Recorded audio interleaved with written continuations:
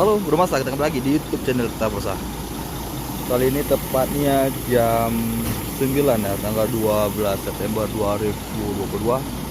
Tepat di depan kita ini ada satu unit dari PO-nya Putra Pelangi, Bro.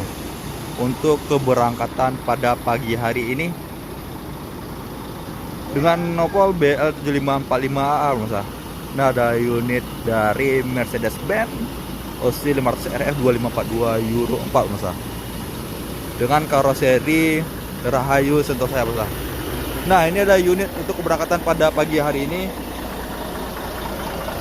Unit jam 10 dengan awal keberangkatan dari terminal tipe A Loksmawe untuk keberangkatan Medan, Bro.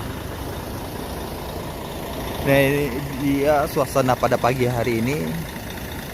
Misalnya tadi barusan kita buat konten juga ya seputar KAP Group, ada Pusaka dan Kurnia. Dan di sisi sebelah barat tadi ada dari PO Smartistar.